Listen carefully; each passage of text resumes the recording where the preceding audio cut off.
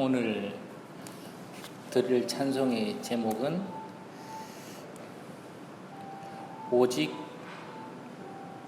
믿음으로, 그 다음 할 수 있다 하시니는, 세 번째는 기적, 네 번째는 Amazing Grace.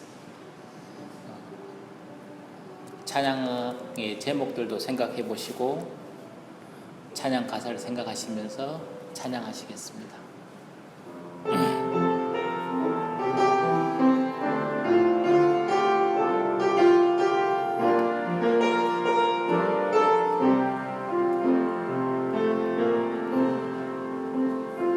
세상은 들리고 사람들은 변하여도 나는 주를 섬기리.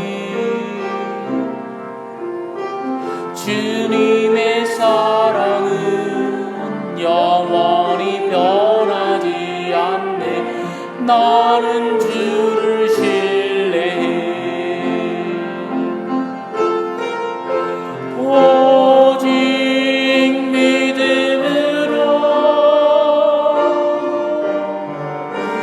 믿음으로 내가 살리라. 오직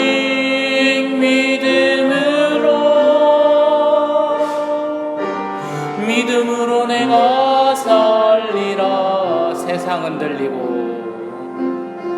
세상은 들리고 사람들은 변하여도 나는 주를 섬기리. 주님의 사랑은 영원히 변하지 않네. 나는 주를 신뢰해. 오직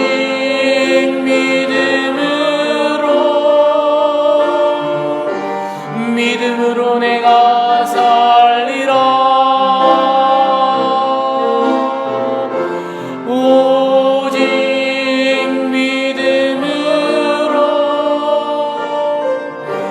믿음으로 내가 살리라. 믿음 흔들리고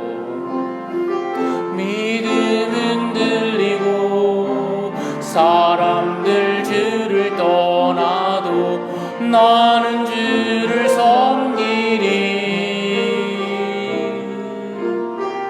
주님의 나라는 영원히 새하지 않네. 나는 주를 신뢰해. 오직 믿음으로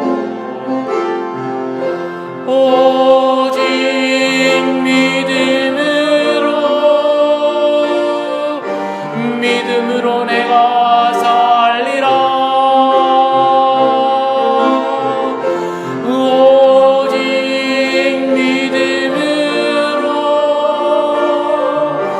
믿음으로 내가 살리라. 오직 의인은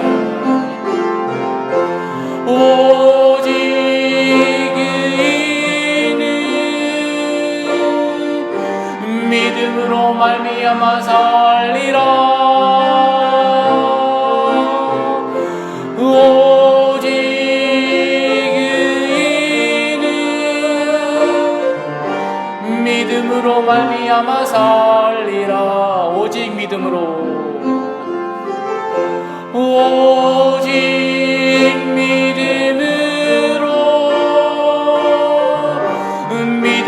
내가 살리라. 오직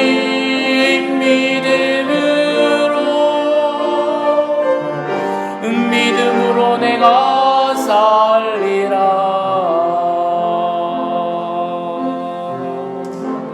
아멘. 두 번째 곡은 할 수 있다 하시니.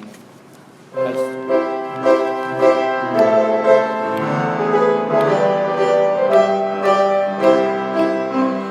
수 있다 하시니는 나의 능력 주 하나님 의심 말라.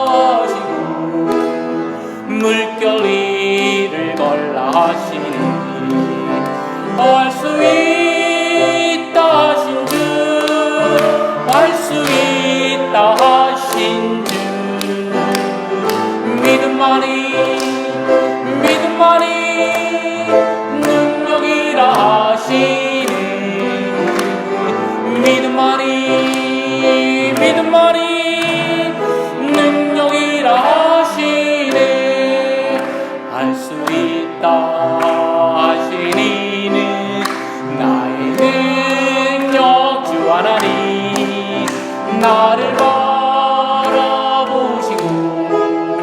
능력 준다 하시니 할 수 있다 하신 주 할 수 있다 하신 주 사랑만이 능력이라 하시네 사랑만이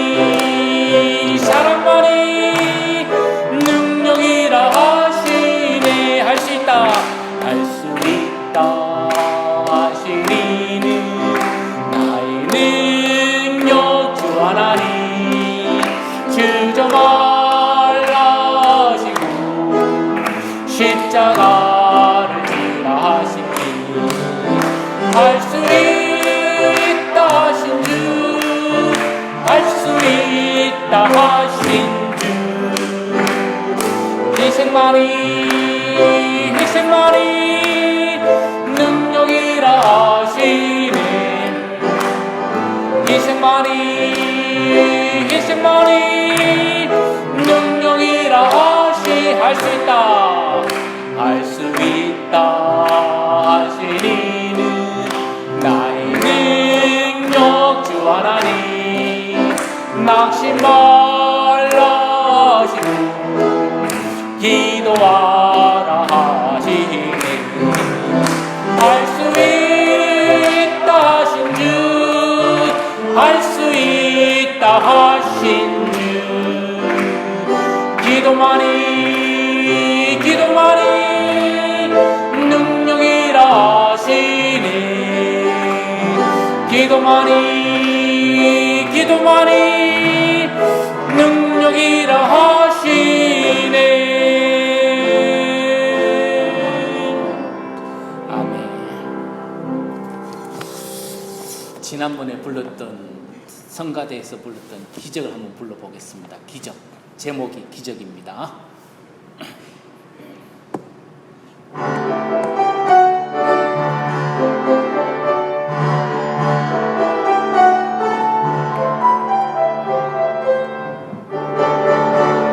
기적이 일어나네 성경에 써있네 기적이 일어나네 오 놀라운 기적이 일어나네 상상할 수도 없는 기적이 일어나네 오 놀라운 기적 우리 변하여 포도주 되고 눈 먼 자 눈을 뜨네 풍랑을 잠잠하게 중풍병자 고치셨네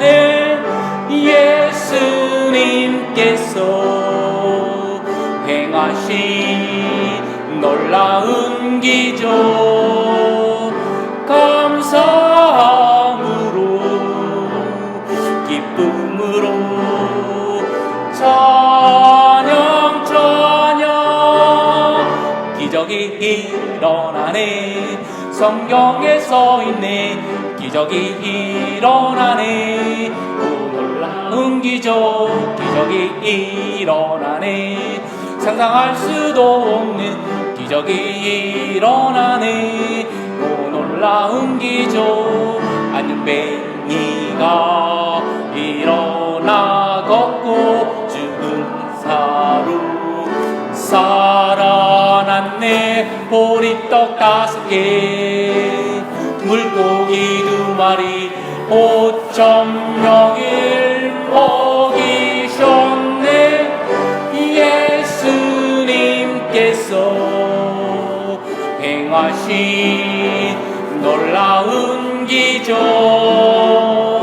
오늘도 내 안에 살아계시며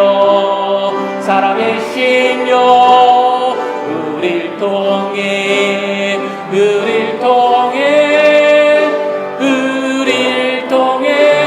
행하시네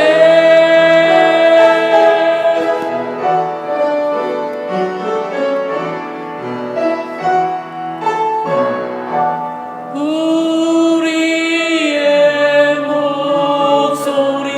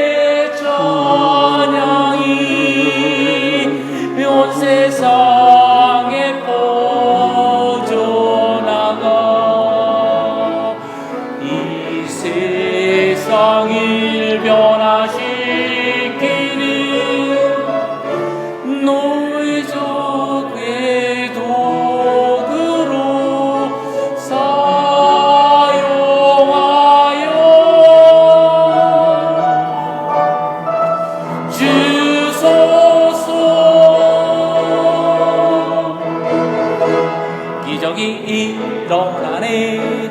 우리 찬양 가운데 기적이 일어나네. 오 놀라운 기적이 일어나네. 지금 이 순간에도 기적이 일어나네. 주를 믿는 자에게 행하신 놀라운 기적.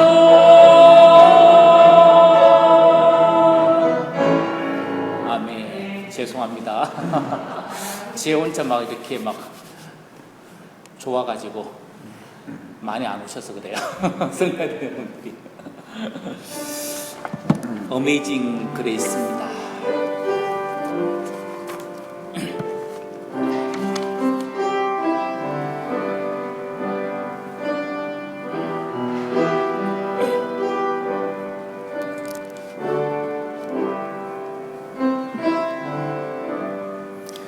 나 같은 죄 살리신 주의 놀라워 잃었던 생명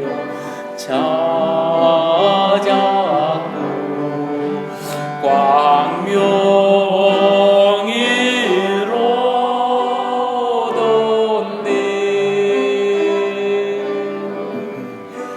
큰 죄악에서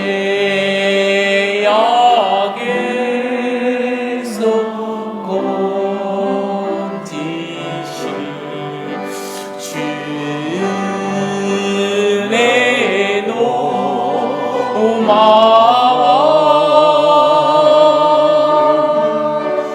나 처음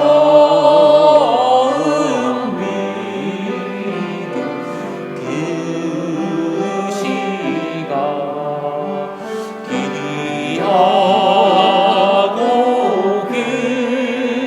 귀하다.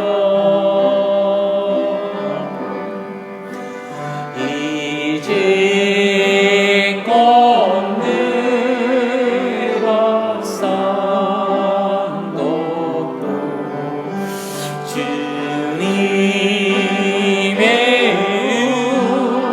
은혜라.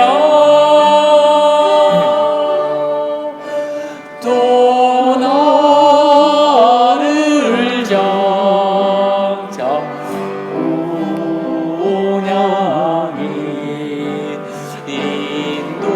인도해 주시니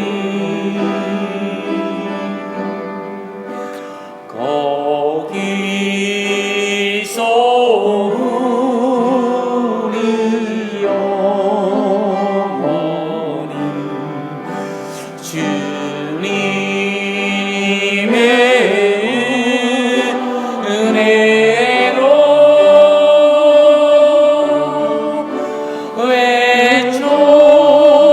외처럼 밝게 살면서 주 한 번 더 하실까요? 거기서 우리 영원히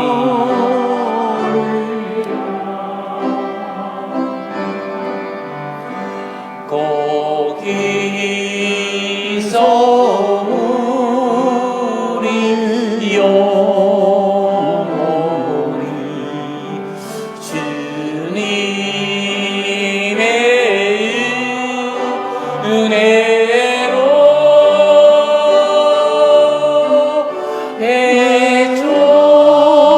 해처럼 밝게 살면서 주 찬양하리라.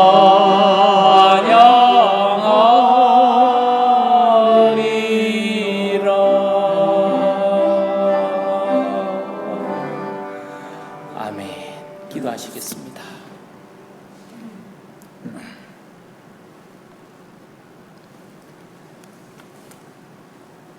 크시도다 크시도다 주님의 권능 크시도다 놀랍도다 놀랍도다 주님의 은혜 놀랍도다. 지금까지 경험 못했었네 주님의 손길. 이렇게 경험하니 이 얼마나 좋은가. 힘모와 뜻모와 믿음으로 하니 못할 일 전혀 없네. 그러나 아직 가야 할 길 조금 남아 있다네. 지금까지 한 일 바라보세 놀랍지 아니한가. 기적이로다. 앞으로 해야 할 일 조금 버거워 보인다고 끙끙 앓아서야 되겠는가. 이참에 세상 바라보는 습관, 계산기 두드리는 습관 완전히 벗어버리세. 지금까지 한 일 우리 힘으로 했겠는가. 당신의 능력이요 당신의 은혜라고 이구동성으로 고백하네. 처음 시작할 때 이와 같이 될 줄 아는 사람 아무도 없었다네. 그러니 앞으로 하는 일도 믿음으로 한번 해보지 않겠나. 우리에게 믿음이 있는지 되돌아보고 자신을 시험하여 확정해 보세. 예수 그리스도께서 우리 안에 계신 줄 확실히 아네. 예수님의 이름으로 기도하였습니다. 아멘.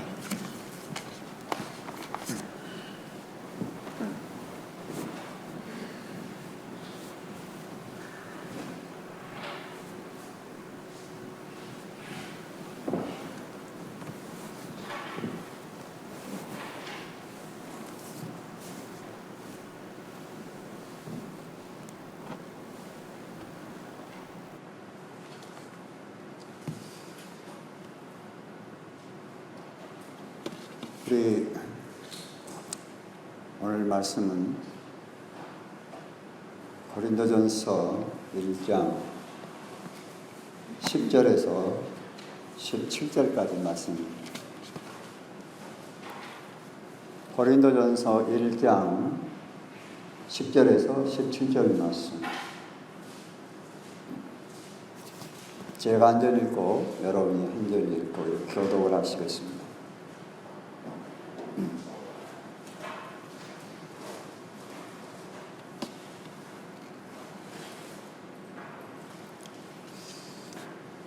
형제들아, 내가 우리 주 예수 그리스도의 이름으로 너희를 구원하노니 다 같은 말을 하고 너희 가운데 분쟁이 없이 같은 마음과 같은 뜻으로 온전히 하바라.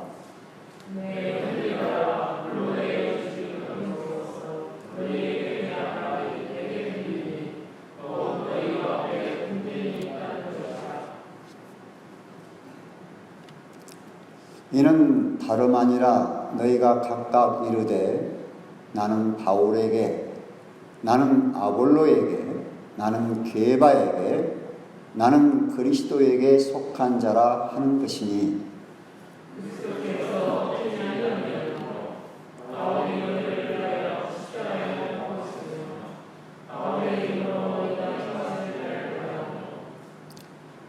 그리스도와 가이오 외에는 너희 중 아무에게도 내가 침례를 주지 아니한 것을 감사하노니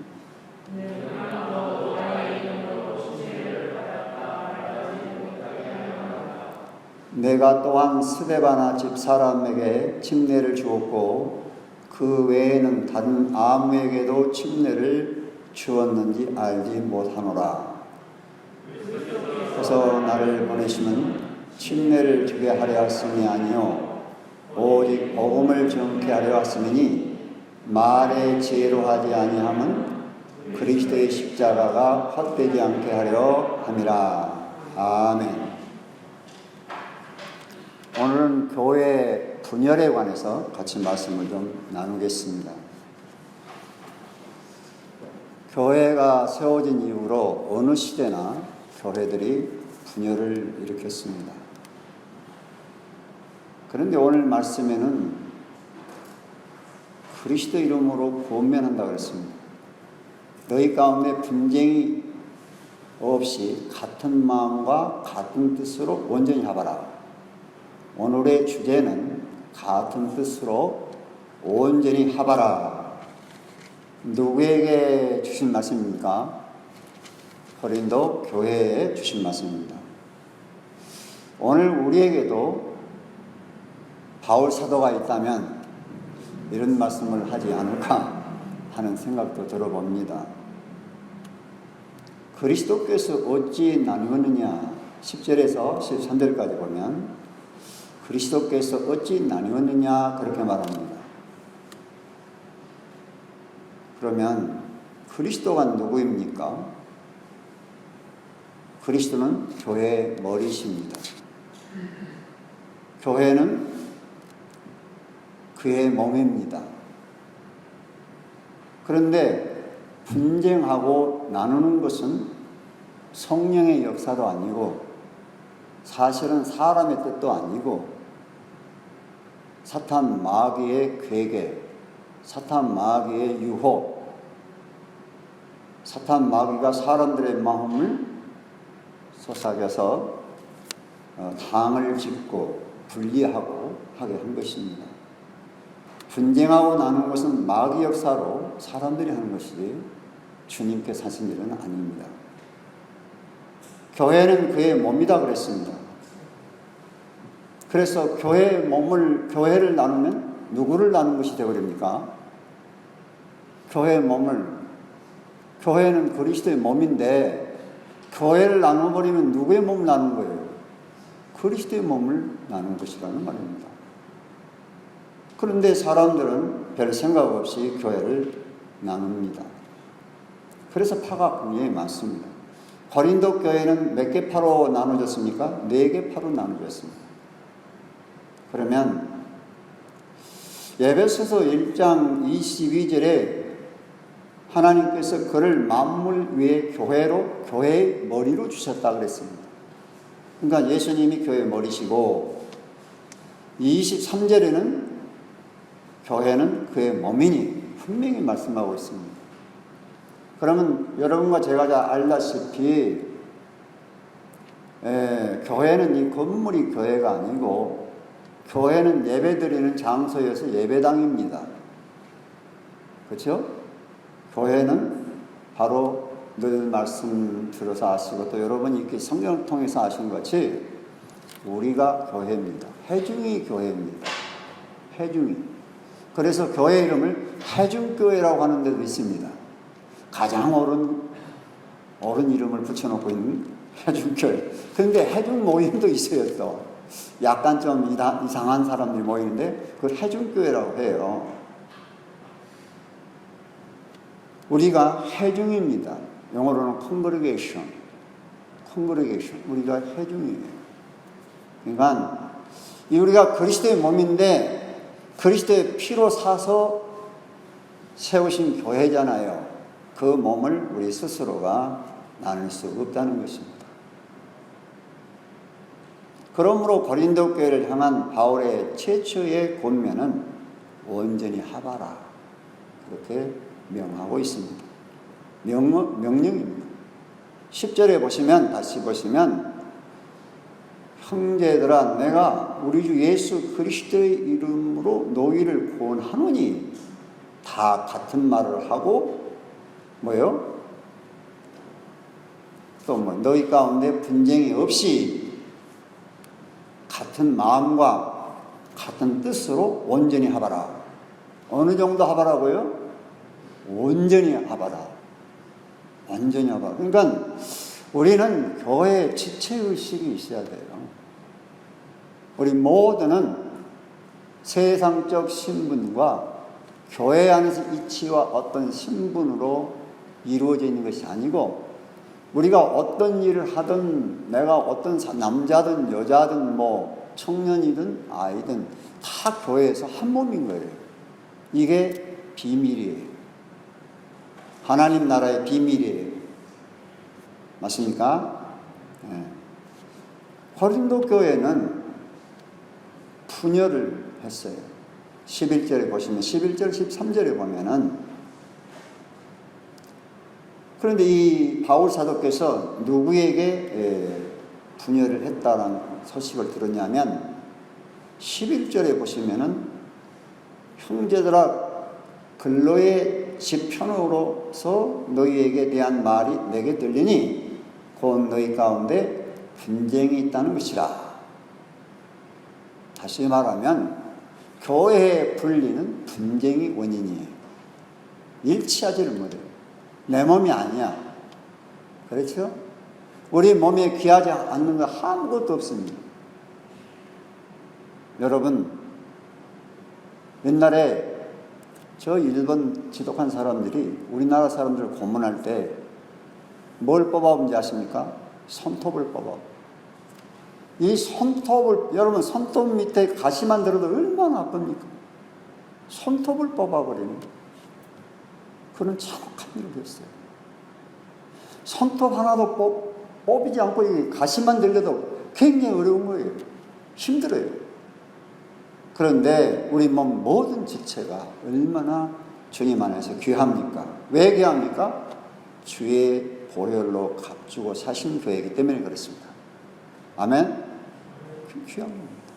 여러분과 나는 하나님 보실 때 엄청 귀한 존재들입니다. 아멘. 엄청 귀한 존재들입니다. 우리는 이걸 회복해야 돼요. 맨날 내 형편 보고 어려움 생각하고 문제 생각하면 괜히 쫄아집니다. 어깨 피고 삽시다.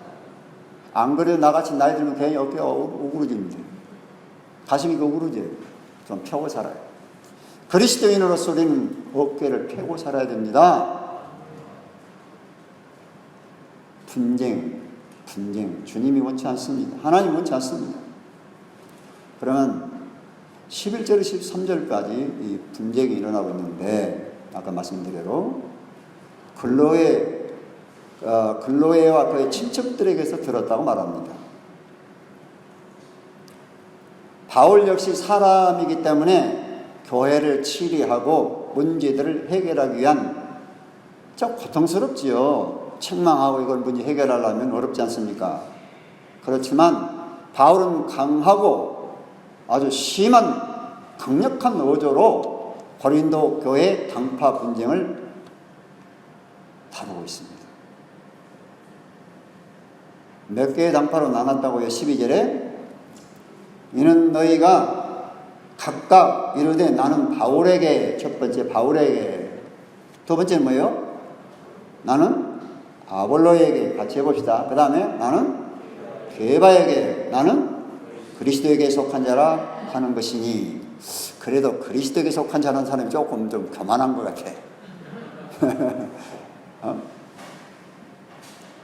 지금 뭐라고 그리스도에게 자기들만 속였다면 되겠어. 다 우리가 그리스도에게 속였는데 예배서서 이거 2장을 모르니까 그래.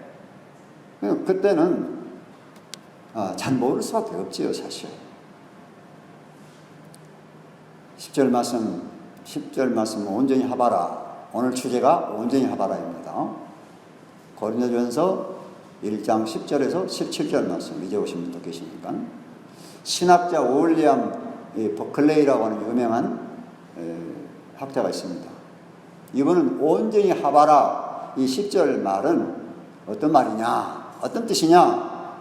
사람이 살다 보면 뼈가 골절되잖아요. 넘어졌든지 사고 났든지 뼈가 골절된 뼈를 함께 묶거나 탈골된 그 관절을 결합하는 의학 용어와 같은 뜻이다. 같은 뜻으로 분리를 그리스도 안에서 자연스럽게 말씀으로 성령으로 치료해서 다시 붙여놔야 된다. 여러분, 나이 들어서 60 넘어 70 넘어 잘 넘어지지 않아요. 그런데 골다공증이 생기잖아요. 그러면 넘어지면 어디가 끊어집니까? 고관절, 여기요. 고관절 맞습니까? 고관절 뼈가 부러져요. 여기가. 그런데 고관절 부러지는 환자에게 의사는 뭐라고 말합니까? 적게 살면 3개월, 많이 살아야 6개월 살겠습니다. 그래요. 안 붙으면 그런다고 말해요. 저희 어머니 딱 6개월인가 7개월 만에 돌아가셨습니다. 성질이 나더라. 나한테 뭐라고 하는 거 아니고 의사가. 여기 하순 유명한, 우리나라에서 가장 유명한 고관절 수술하는 의사님이 계십니다.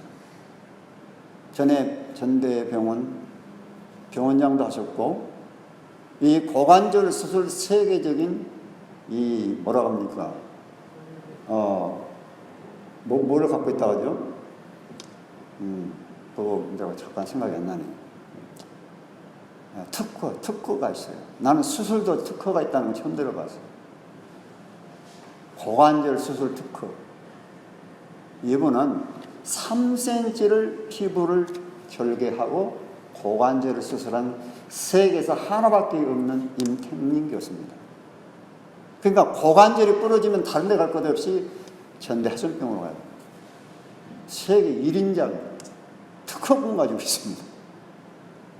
그런데 그분이 하는 말이 어머니만 그런 것이 아니라 고관절이 부러지면 사실은 회복 못하면 3개월에서 6개월이면 돌아갔습니다.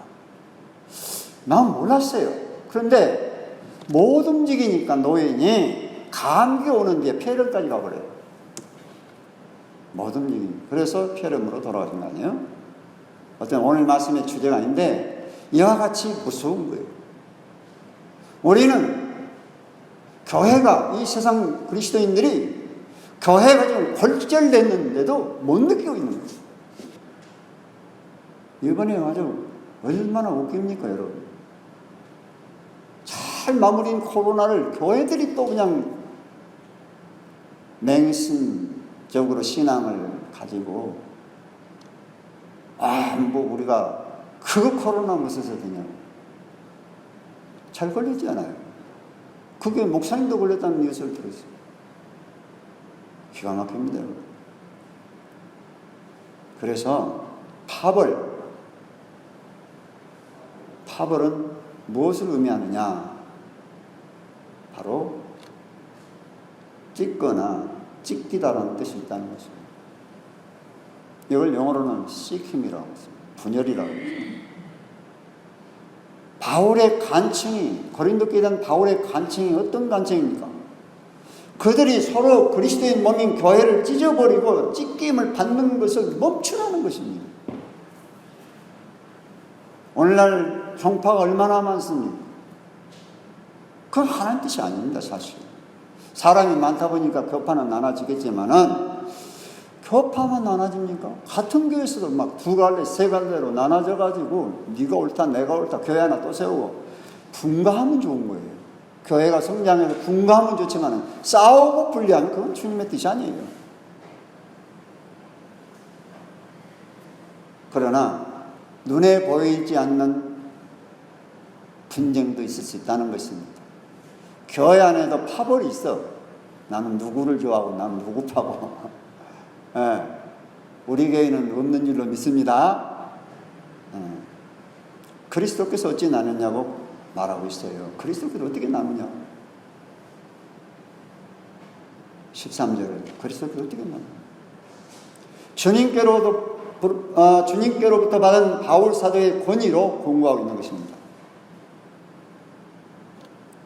바울의 신분은 무엇입니까? 예수 그리스도의 사도입니다. 고린도 교회를 창립했고 주님으로부터 고린도 교회를 책망하고 권면할 수 있는 권위를 부여받았습니다. 그는 이러한 문제에 대해 고린도 이 교회 성도들에게 명령할 권리와 권한이 있었다는 것입니다.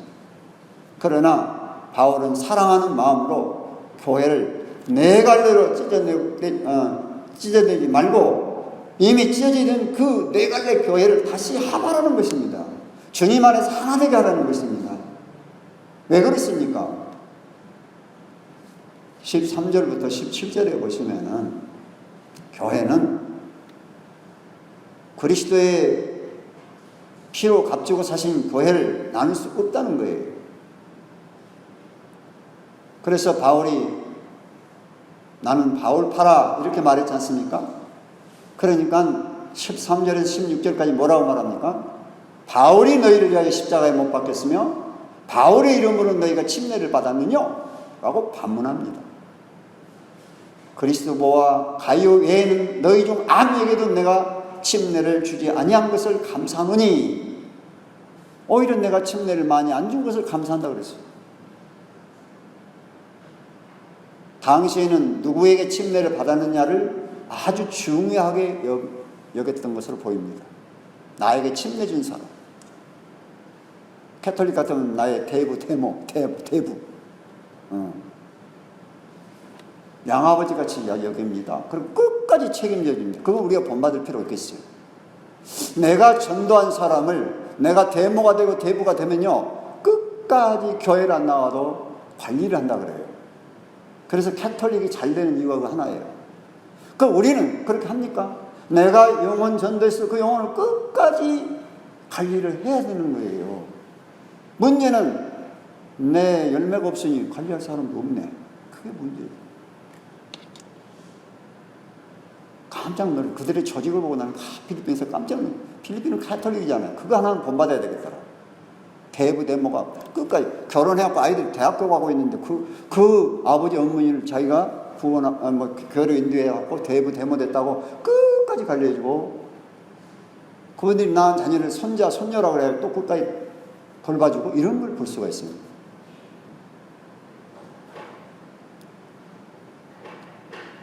(15절) 보면 이는 아무도 나의 이름으로 침례를 받았다 말하지 못하게 하려 함이라. 침례를 적게 준 이유가 있는데, 적은 사람은 준 이유가 있는데, 그 이유가 뭐라고요? 이는 아무도 나의 이름으로 침례를 받았다 말하지 못하게 하려 합니다. 16절 같이 읽어보겠습니다. 내가 또한 스데바나 집 사람에게 침례를 주었고 그 외에는 아무에게도 침례를 주었는지 알지 못하노라. 그렇게 말하고 있지 않습니까? 그리스도의 십자가가 헛되지 않게 하려 합니다. 17절에 그리스도의 십자가. 그러니까 첫째는 나의 이름으로 침례를 받았다 말하지 못하게 하는 것이고, 그 다음에 두 번째는 그리스도의 그리스도께서 나를 보내시면 침례를 주게 하려 하심이 아니요 오직 복음을 전케 하려 하심이니, 그렇게 말합니다. 그 다음에 읽어봅시다. 말의 지혜로 하지 아니하면 그리스도의 십자가가 헛되지 않게 하려 함이라. 아멘. 침례를 많이 안 줬던 이유가 여기도 있다는 거예요. 그런데 누구로부터 분쟁이 있다는 소식을 들었다고요? 근로의 집 사람으로부터 분쟁의 소식을 들었다고 말하고 있습니다. 지난번에도 제가 잠시 말씀드린 것 같습니다. 11절에 다시 한번 형제들아 근로의 집 편으로서 너희에게 대한 말이 내게 들리니 곧 너희 가운데 분쟁이 있다는 것이라. 여기 고자질이 했네. 근로회가 고자질이 했어요. 이건 고자질이 아닙니다. 근로회는 아마도 이 여자라고 보는 분들이 많습니다. 구원받은 여성으로서 사업상의 일로 인해 그녀의 가족들로 구성된 대표자들이 에베소와 고린도 사이를 여행하게 되었고, 신학자들을 그렇게 여행하게 되었다고 신학자들이 말합니다. 그러면서 바울에게 이 소식을 들려줬다. 그래서 바울은 클레오의 집에서 온 사람들이 그를 방문하여 고린도 교회에서 일어나고 있는 일에 대해서 이야기하는 것을 에베소에 머물리는 동안 그 서신을, 고린도서를 기록했던 것입니다. 그러니까 클로에는 누구냐? 의심할 여지 없이 고린도에 매우 신앙이 깊은 그런 사람이었다. 그의 가족은 주 예수를 구세주를 믿고 완전히 개종된 사람들이다. 그들 중 일부는 고린도 교회에서 일어나고 있는 불화를 알리기 위해서 바울 사도에게 보내졌던 것으로 보인다고 합니다. 4개의 단파 12절. 이는 다름 아니라 내게 너희가 각각 나는 바울에게, 나는 아볼로에게, 나는 게바에게, 그리스도에게 속한 자라 하는 이것이니. 그러니까 고린도 교회는 다툼과 갈등으로 얼마나 고통을 당하고 있는지 몰라요. 당파, 파벌, 좋은 거 아니지요. 서로가 잘났다고 하지만은 결국 보면 하나님께서 싫어하시는 일이고 성령님도 근심케 하는 일이고, 그런데 각 당파를 나누고 지도자를 세운 거잖아요. 바울에게. 그러면 바울의 발자취를 따르겠다는 얘기예요. 성경 말씀대로 사는 것이 아니라 바울의 발자취를 따라가겠다, 그런 얘기예요. 사람을 따라가겠다는 얘기 아닙니까? 둘째는 누구예요? 아볼로에게. 사도행전 18장 24절에서 28절에 보면 이 아볼로가 나옵니다. 사도행전 18장 24절에 알렉산드리아에서 난 아볼로라는 유대인이 에베소에 이르니 이 사람은 언변이 좋고 성경에 능한 자라. 구약성에 능한 자라, 그 말이에요. 사실은 그가 일찍이 주의 도를 배워 열심으로 예수에 관한 것을 자세히 말하며 가르치나 요한의 침례만 알 뿐이더라. 구약은 많이 하는데 요한의 침례만 알아. 그래서 이 사람이 이제 누구에게서 이제 또 그렇게 말씀의 훈련을 받았느냐면 26절, 사도행전 18장 26절 보세요. 누구의 도움을 받았는가? 그가 해당에서 담대히 말하기 시작하거늘 브리스길라와 아굴라가 듣고 데려다가 하나님의 도를 더 정확하게 풀어 이루더라. 그러니까 이렇게 또 브리스길라와 아굴라가 알겠어 이제 그 성경 말씀으로 훈련된 사람이잖아요. 그런데 아볼로가 27절에 아가야로 건너가고자 하므로 형제들이 그를 격려하며 제자들에게 편지를 써 영접하라 하였더니 그가 밤에 은혜로 말미암아 믿는 사람들에게 많은 유익을 주니 이는 성경으로서 예수 그리스도라고 증언하며 하여 공중 앞에서 힘있게 유대인의 말을 이기미르더라. 유대인들, 유대교를 이겨버린 사람이라고. 얼마나 똑똑해. 그러니까 아볼로가 딱 우리 파당이 대장이 됐으면 좋겠다 그러잖아요. 얼마나 인간적입니까? 아볼로가 정말로 브리스길라와 아굴라에서 많은 하나님의 말씀을 훈련받고 훌륭한 그리스도인이 된 건 사실이에요. 그리고 유대인을 이겨버렸으니까 얼마나 위대한 사람이에요. 자기들이 볼 때. 그럼 우리는 아볼로 파가 되겠다 그거 아닙니까? 셋째는 누구예요? 게바에게. 게바는 누굽니까? 잘 아시잖아요. 게바는 예수님이 베드로에게 붙여준 이름이잖아요. 게바, 반석이란 뜻입니다. 그래서 모든 사도 중 첫 번째 사람이 또한 수제자라고 하지요. 우리는 바울 사도의 또 그 믿음을 따라가는 추종자가 되겠다 그거예요. 그래 누구네도 예수님의 수제자 아니냐. 그러니까 또 다른 애 뭐라 그래요? 예수님의 수제자분은 아예 우리는 예수님을 쫓겠다. 그래서 이렇게도 나오는 거야. 이러니 얼마나 어리석습니까? 신분을 떠나서 천국 열쇠를 받은 베드로에게 베드로의 신앙을 추종하겠다. 분명한 것 아니에요? 네 번째는 나는 그리스도에게. 너희는 모두 육체적이며 단순한 사람을 따르고 있지? 나는 예수 그리스도 하나님의 아들 우리 위해서 십자가에 죽으신 그분의 발자취를 쫓아가겠다 하고 또 아주 가장 고상한 척 하죠. 그러니까 다 이 파를 나누면 자기 파가 제일 좋다는 거예요. 오늘날도 얼마나 웃긴지 아십니까? 무슨 파 나눠가지고. 당파를 나눌 필요는 없습니다. 그렇지만은 마땅히 존중히 여길 자를 존중히 여겨야 됩니다. 그거는 맞는 얘기입니다. 존중히 여길 자는 존중히 여기되 예수님을 대신해서 성경에 없는 당파를 만들면 안 됩니다. 왜요? 교회의 몸을 나눈 것이기 때문에. 교회의 몸을 나눠버리고 있잖아요. 그래서 우리 교회도 절대로 그러지는 않지만은 나는 누구를 추종하겠다 이러면 안 돼요. 담임 목사님을 중심해서 이 주님을 따라가야 되고 말씀대로 믿어야 되고 우리 서로가 지체의식을 가지고 섬겨야지. 내 지체가 어려우면 좀 나도 어렵고 마음이 아프고 내 지체가 병들었으면 내 마음도 아파서 좀 내 몸이라도 좀 어디를 좀 이렇게 절제해서 좀 나눠줄 수 있으면 나눠주고 싶은 이런 믿음이 우리에게 있어야 된다고 믿습니다. 아멘이니까. 예수님은 어떤 당파에도 속하지 않습니다. 이 파벌들은 전부 다 사람이 나눈 거예요. 교회에는 참 다양성이 있어요. 사실은 모든 다양성이 된 일치의 진리를 알아야 돼요. 이 교회는 다양한 사람이 나옵니다. 다양한 직업을 가진 사람이 나옵니다. 그렇죠? 생각도 다 틀리죠. 예수 안에서 하나됨이 일치되니까 그렇지. 그렇지만 우리는 예수 안에서 다 하나 되어야 돼요. 왜냐하면 지체의식이 있어야 돼요. 예수를 나누는 것보다 어리석은 것은 교회에서 사람들 중심으로 파당을 나누는 거예요.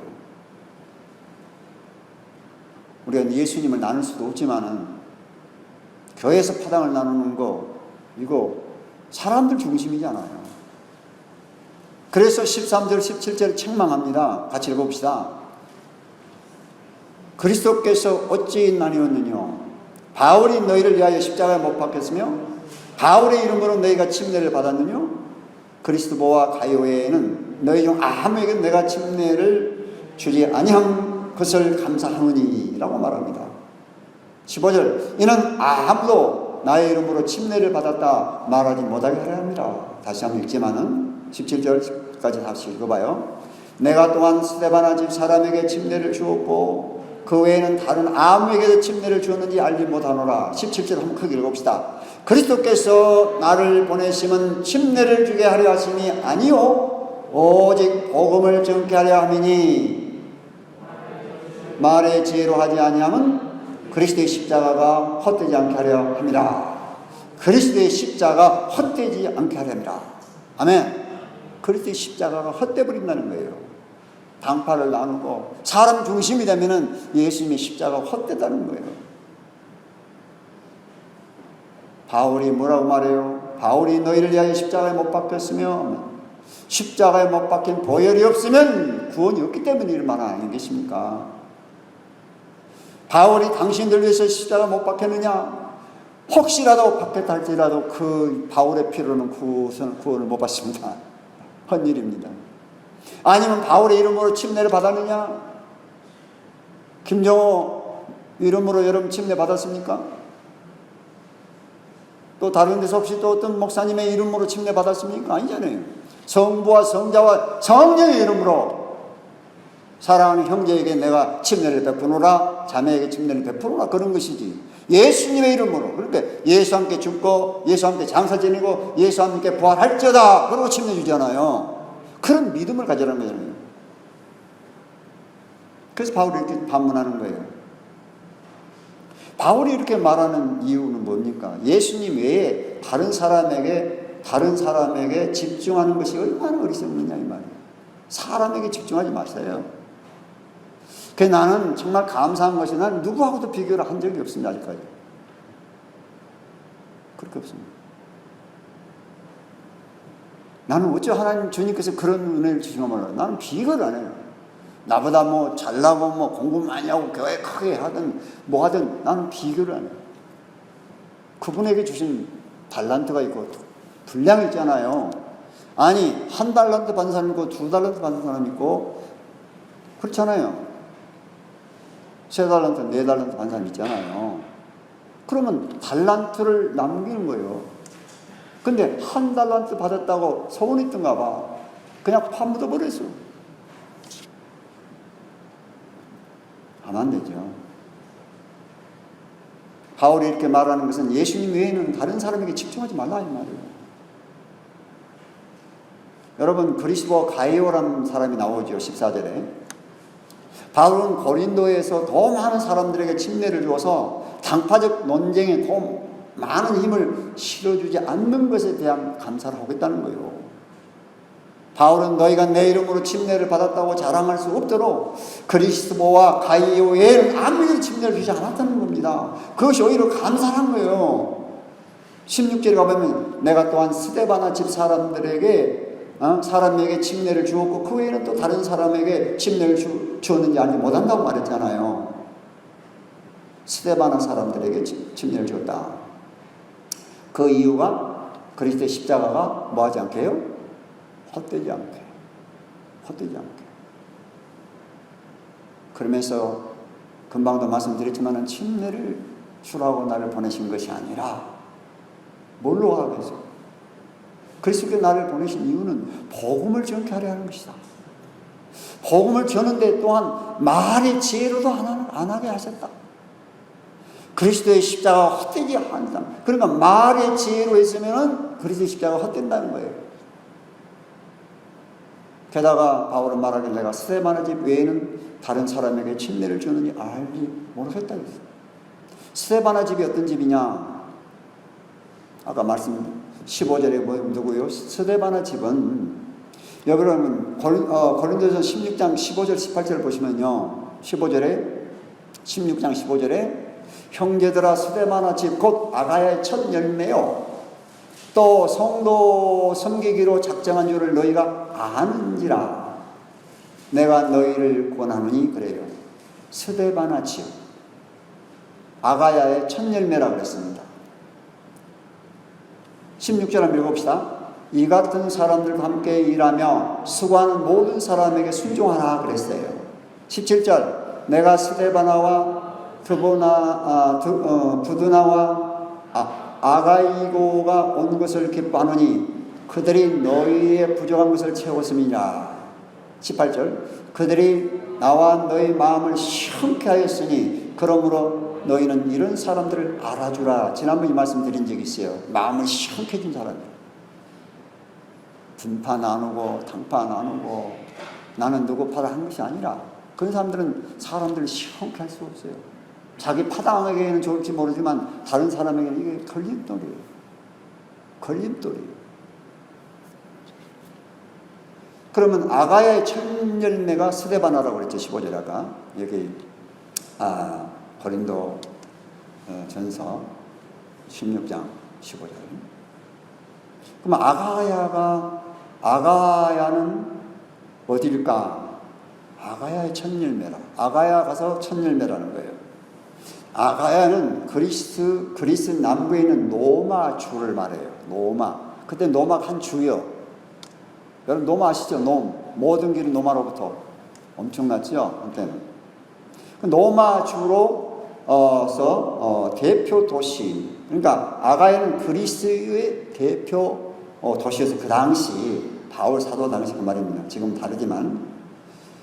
그리고 대표 도시는 이제 사실 그러니까 남부에 있는 노마주를 대표하는 도시는 어디냐? 고린도예요. 그리고 갱그레예요. 그런데 아가야는 아시아로 번역되기도 해요. 아시아로. 성경에 따라서 아가야라고 번역하고 아시아라고 번역합니다. 아마 내 생각에 NIV는 아마 아시아로 번역됐을 거예요. 그리고 킹 제임스는 아가야로 번역됐을 거예요. 그러니까 고린도가 아가야 지방의 수도라는 거예요. 당시에. 대단한 거지요. 고린도가. 그 당시 소아시아의 서쪽 그리스를 서쪽 그리스를 아시아로 불렀던 것입니다.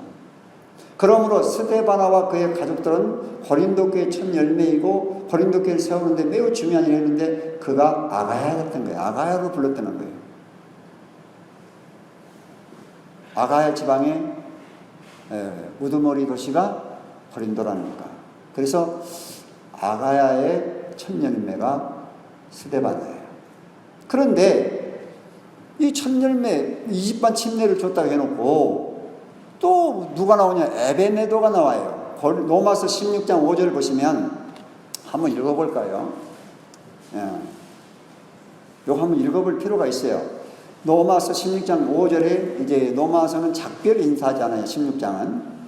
한번 5절 한번 읽어봅시다. 바로 뒤에가 있으니까, 앞에가 있으니까 금방 찾으죠. 한번 읽어봅시다.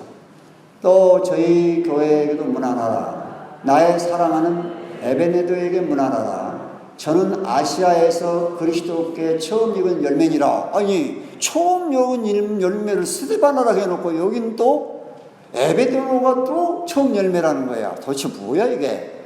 잘못 기록됐나? 이렇게 생각할 수도 있어요. 자, 아까 말씀대로 그리스도께서 나를 침례 주도록 보내신 것이 아니고 또한 말의 지혜로 복음을 전파도록 보내심도 않았다 주장했잖아요. 그러면 바울에게 그리스도의 십자가 외에는 자랑할 것이 없잖아요. 내세울 것도 없어요. 사실 바울은 오로지 십자가였어요. 그런데 여기 두 사람을 다 뭐라고, 스데바나와 에베네도를 다 처음 이긴 열매, 첫 열매라고 했단 말이에요. 그럼 이게 좀 혼란이 오지요. 분명히 고린도 교회 교인 중에 일부는 바울에 의해서 침례를 받았던 사실에 큰 관심을 보였던 것이죠. 그것은 분열적인 문제가 되기 때문에 바울은, 나는 우린 바울파라, 바울이 침례받았으니 우리는 바울파라 말할 수 있잖아요. 고린도에서 많은 사람에게 침례를 주지 않았다는 사실을 감사했다고 주장했잖아요. 그럼 누구도 내 이름으로 침례를 받았다 하지 마라. 그러면 그리스도와 가이오의 집, 아까 고린도전서 1장 14절, 그런데 그리스도가 누구냐? 사도행전 18장 1절에 보면요, 고린도 이후에 아덴을 떠나 고린도 이르니, 그러니까 처음 아덴에서 고린도로 온 거예요. 8절에 뭐냐? 사도행전 18장 8절에 보니까 하당장 그리스도가 온 집으로 더불어 주를 믿으며 수다한 고린도 사람들도 듣고 침례를 받더라. 여기 딱 사도행전에 고린도전서에 말하는 침례를 받았다는 말이 딱 나옵니다. 그리스도 회당장 집 사람들이 침례받은 장면이 나오죠. 네, 나와요. 그런데 또 한 사람이 가이오가 또 있어요. 그럼 아까 로마서 16장 23절에 가이오 아까 말씀드렸잖아요. 그런데 나와 온 교회 식주인 가이오도 너에게 문안하고, 이 말이 나와요. 로마 16장 23절에 식주인, 그러니까 식주인 뭐예요? 밥을 먹고 살았다, 그 집에서 그 말입니다. 그런데 문안하고 이 성의 재무 에스도와 형제 구아도도 너에게 문안하느니라. 그러니까 가이오와 함께 이 성의 재무를 맡는, 그 뭐라고 해야 되나요? 우리 같으면 지금 우리 강주의 재무를 맡고 있는 그런 사람은 누구라고 그래? 수장을. 어쨌든 간에 그런 사람이란 말이에요. 식주인, 가이오는 식주인. 이 사람들에게 문안하라는 거야. 그러니까 바울에게 만일 침례 중생의 가르침이 참이라면 바울은 그가 고린도에서 그렇게 적은 수의 침례를 베풀었던 것에 결코 하나님께 감사할 수 없었을 거 아니에요. 그런데 감사했어요. 그는 전도자로서 그리스도께서 나를 침례를 주도록 보내지 않으셨다고 말할 수 없었을 거예요. 만약에 침례가 구원이라면. 그런데 예수 믿고 구원받는 것은 침례와 관계가 없어요. 그것은 선포하는 게 사람들 앞에 내가 예수 믿고 구원받았다. 그리고 오늘날 어떻게 해요? 침례를 받으면 교회 회원을 인정해 주잖아요. 확실히 구원받은 간증을 했으니까. 구원받은 간증을 하고 침례를 받으니까 회원으로 영립하는 거예요. 그래서 침례 안 받은 사람을 영립을 안 하는 거죠. 그냥 나오는 그리스도인 교인들이죠. 말씀을 정리해 보겠습니다. 바울은 고린도 교회에서 이렇게 어떻게 복음을 전파했을까 하는 말이에요. 바울은 1년 반 동안 머물러서 있었습니다. 1년 반 동안. 1년 반 동안 자기 한 일이 뭐라고요? 그리스도께서 나를 고린도에 보낸 것은 침례를 주게 하려는 것이 아니다 이거야. 오직 복음을 전케 하려는 것이다. 아멘? 오직 복음을 전케 하는 것이다. 나와 여러분들 파닥나는 것이 아니고 내가 누구 좋아하고 누구 나쁘고 하지 않고 오직 복음을 전하는데 우리가 최선을 다해야 됩니다. 아멘. 전도하기 싫어요? 우리가 복음 전하는 최선을 다하는 우리 사명이다. 바울의 사명이 우리의 사명이고 목사님 사명이 내 사명이고 우리 모든 사람들의 그리스도의 사명이 복음 전하는 것이 있는 것입니다. 그 이유가 뭐예요? 그리스도의 십자가의 능력이 헛되지 않도록 하기 위함이다. 아멘. 그리스도의 십자가의 능력은 모든 사람을 듣는 사람을 구원시키는 능력이 있는데 그것이 복음을 전하지 않고 파당이나 나누고 있으면 헛된 것이 되고 만다. 십자가의 능력이 바로 그 말이에요. 이 얼마나 냉철한 말입니까 여러분. 그리스도의 십자가의 능력의 복음이 영혼을 구원으로 인도하는 것입니다. 필리핀이 왜 교회가 잘 됐냐 하십니까? 지금 필리핀은 사실은 좀 어려운 사람들이 교회로 많이 돌아옵니다. 또 천주교가 막 80%니까 하나님 이름 다 알고 있고 뭐 마리아를 섬기고 하니까 문제지만은 뭐 예수님 다 핑계죠. 마리아 어머니 어떻게 간 우리가 예수님께 나가냐고 어머니 마리아에게 나가서 부탁하면 어머니가 얘기하는 말씀하는데 안 들어줄 아들 예수님 어디 계시냐고 간 우리가 예수님을 못 나가니까 어머니 마리아에게 가서 빌자 이거야. 그러면 어머니가 아이고 아들아 아들 예수님 아무개가 나에게 부탁한데 좀 들어줘. 그렇게 한다는 거야. 실제 신부들이 하는 얘기입니다. 필리핀에. 예. 말이 되는 소리입니까 여러분? 안 되는 소리지. 바울 사도는 십자가의 능력을 말했습니다. 마리아의 능력이 아닙니다 여러분. 십자가의 능력입니다. 십자가는 복음이고 십자가는 우리 영혼을 구원하는 우리 죄를 사하는 유일한 뭐예요? 도구입니다. 물질입니다. 예수님 그리스도의 보혈입니다. 이 얼마나 냉철한 지혜입니까? 그리스도의 십자가의 능력이 복음이 영혼을 인도하는 것이다. 구원에 이르는 하나님의 능력인 예수 그리스도의 위대한 복음은 인간의 교만과 영리한 지혜로 전파함으로 인해서 복음의 능력이 전해진 것이 아니라 복음의 능력이 사라져버렸습니다. 인간의 지혜로 복음을 전하다 보니까 복음이 사라져버렸어요. 능력이 사라져버렸어요. 사랑하시는 여러분, 복음이 능력입니다. 복음만 전하면 됩니다. 역사는 성령께서 하시는 것입니다. 아멘. 말씀의 능력이 있습니다. 근데 우리는 항상 전도해보자고 하면 뭐라고 합니까?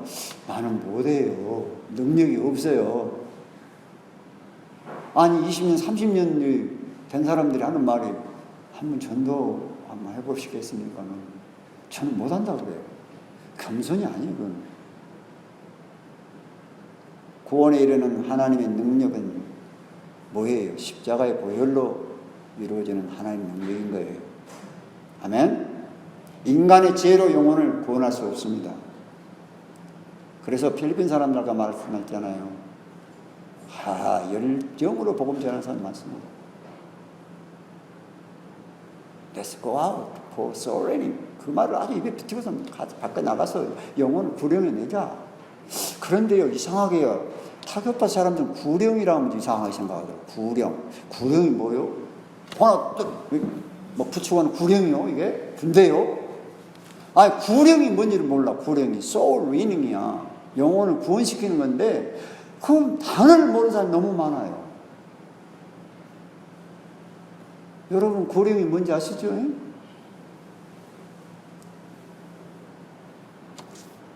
그래서요 한마디로 하나님 성령 말씀과 성령의 능력의 역사로 영혼이 구원받습니다. 십자가의 복음이 영혼을 구원합니다. 십자가의 보혈로만 죄 용서받고 예수님을 마음에 영접해서 구세주로 믿으면 구원받습니다. 다른 길은 없습니다. 다 같이 기도하겠습니다.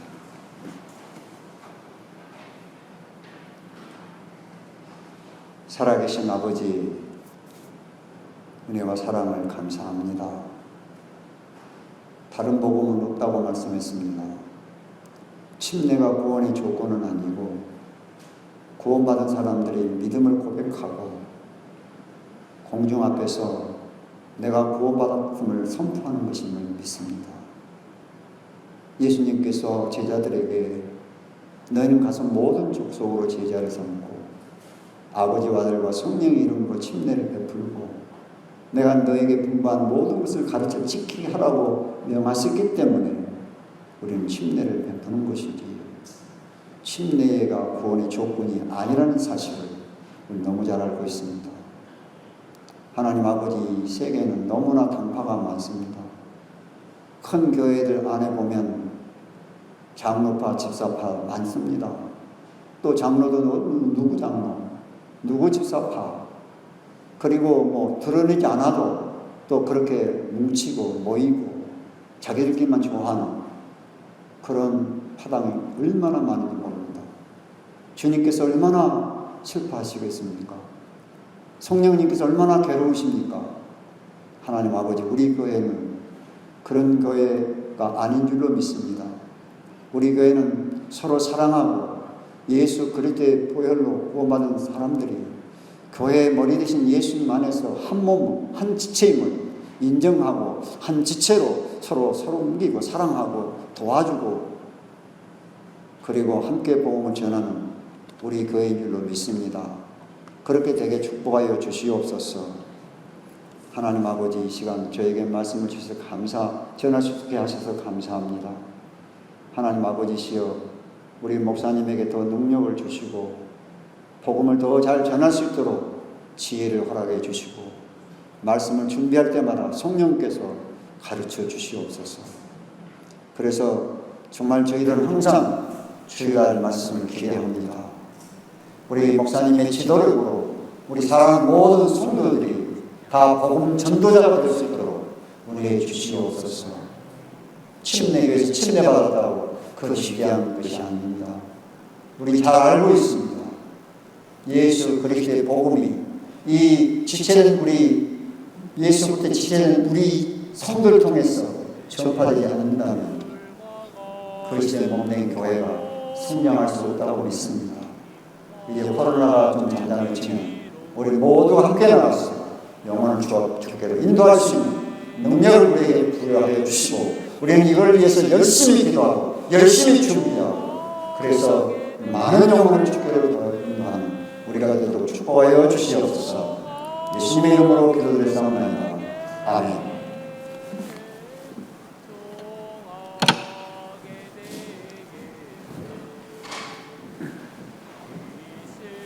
찬송가 190장 찬양하시겠습니다.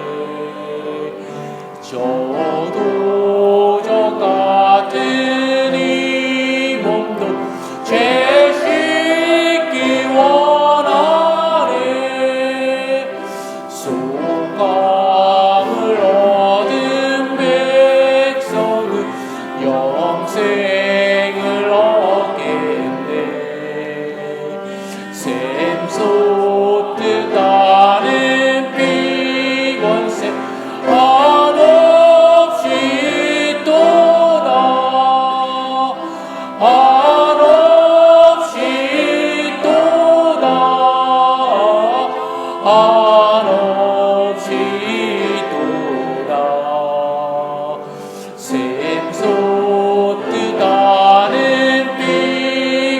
곳에 한없이 또다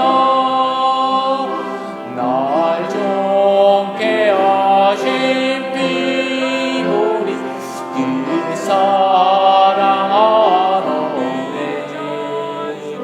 살 동안 받는 사랑이 늘 찬송하겠네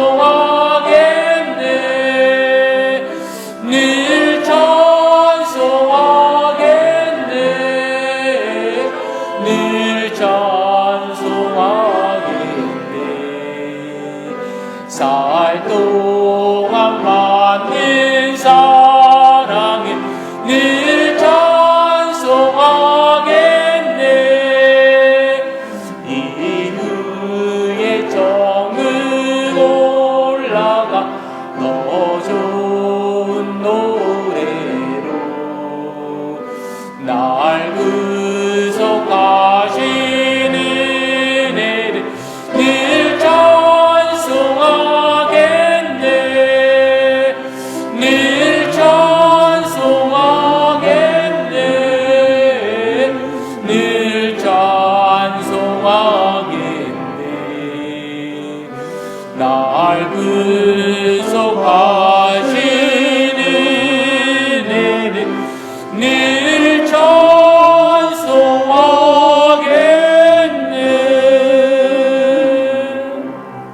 아멘. 함께하길 원하오니 돌아가는 길도 주님께서 인도하여 주시옵소서. 이 모든 말씀 우리 주 예수 그리스도 이름으로 기도하였습니다. 아멘.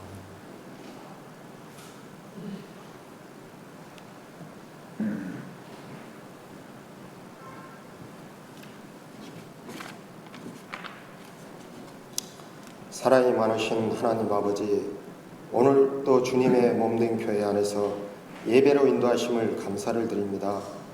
지난 사흘의 시간을 주님의 음성을 기억하며 살아오게 하심을 감사를 드립니다. 주 안에서 맡겨진 모든 일들을 잘 감당하게 하여 주시고 주님의 길로 인도하셔서 바른 길로 나아가게 도와주시옵소서. 주님의 말씀에 순종하고 말씀대로 행하는 믿음으로 온전히 바로 서길 원하옵니다. 오늘 이 자리에 함께하지 못한 지체들의 가정에도 주님의 은혜와 사랑이 함께하길 원하오며 돌아가는 발길도 주님께서 인도하여 주시옵소서. 이 모든 말씀 우리 주 예수 그리스도의 이름으로 기도하였습니다. 아멘.